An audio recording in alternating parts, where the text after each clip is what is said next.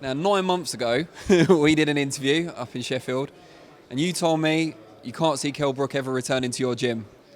Not long ago, Kell Brook did, in fact, return to your gym.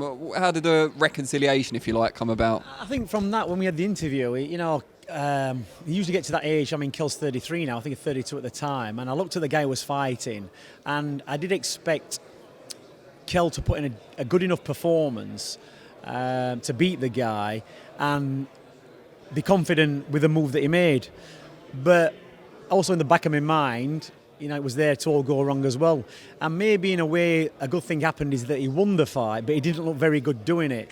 Now, if he'd have gone out and put a fantastic performance and blown the kid away, he would have probably never come back because he probably thought, it's the right move.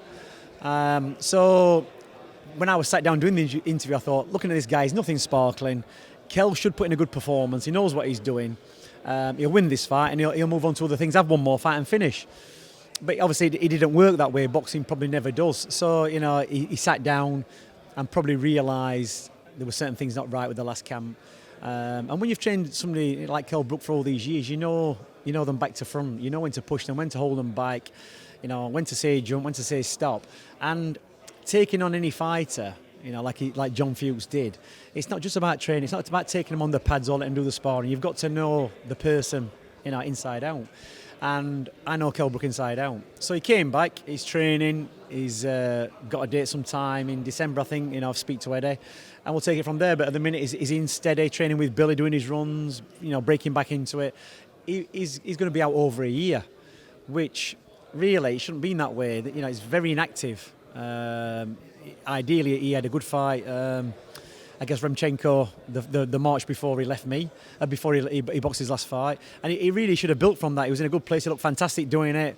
And he just didn't look so good in the fight against Zarafa.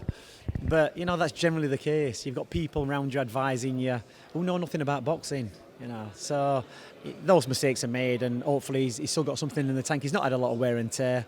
Obviously, he had the injuries from the Golovkin fight and the Spence fight. But, when you watch him training these days and sparring, he's still in a good place. So only time will tell when he gets down to weight, and then we start giving him a bit of sparring. We'll just see what he's like. How long has he been back in the gym, and when he first came back, what was his weight like? He's probably been back in the gym, proper training, maybe 4 weeks, but he's been on and off over the last couple of months, dropping in, doing a session, dropping out. His weight is always going to be heavy. The more a fighter is out of the gym, the heavier they're going to be. He likes his food. So how heavy would he be? He'd be over 13 stone. So he's got a bit to shift.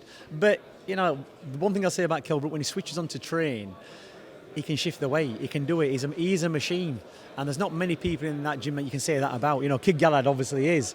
But to be able to focus, Kell's camps, a camp really should be 8 to 12 weeks. Kell Brook camps used to be 16 to 20 weeks to get down to 10.5 stone. But he could do it, and not many people can do that. So, that's a plus for him. And I still hope he's got that desire. I think he has. But we'll only see as he gets halfway through the camp and it starts getting harder. What weight will he be fighting at? Light middle? I think super welter? No, I think he's going to be fighting at 11 stone, isn't he? But I think, I think he can still make 10.5. If he came to corner, he would be able to do it, because it's just him making 10.5 stone is making sacrifices, and he would make sacrifices for the right fight. And a fight where there's been this big grudge thing against Corn for all these years, Kell would make 10.5 stone, but he's not going to make 10.5 stone for just like somebody else. So, we'll see. I think the next fight will be 11 stone. We'll take it from there, see where he is. And the fact that Michael Zarafa, as you said, Kell didn't put in the greatest performance against him, but still widely won, and now Zarafa recently upset Jeff Horn. Does that paint it in a slightly different light? Not really, because, listen, Kell Brook should have beat Zarafa in about 6 rounds, really.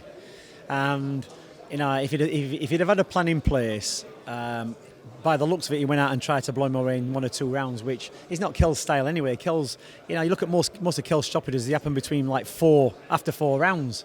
He gets a feel for the fighter, sets him up, and then puts it all in. He's never been a 1-round stoppage merchant, and I think that was the idea.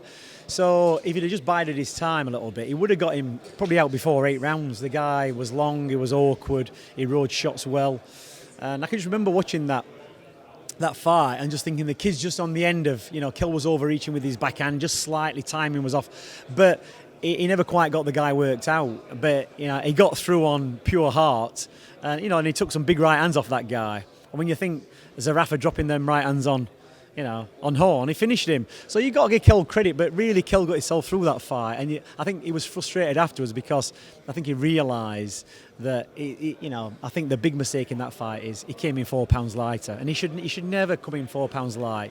If whatever weight you are, a couple of ounces, that's it. But giving somebody an advantage of 4 pounds is ridiculous, especially against somebody like Kell who struggles to make the weight. If you're going to make 11 stone, just make under 11 stone. It's different if you've got to make 10.5 stone and your opponent does. But you can never afford to give anybody an advantage in boxing. You can't. And that was a big, big mistake. Brilliant. Well, as always, it's been very, very intriguing. It's always nice to see you as well, Danny. Oh. What's that supposed to mean? Just saying, you're still doing your stuff, aren't you? Still here? Still here, yeah. They haven't sacked me yet, yeah. All right. Well, thanks for the kind of soft compliment. But yeah, appreciate it. And yeah, we'll see you soon. Cheers, Dom.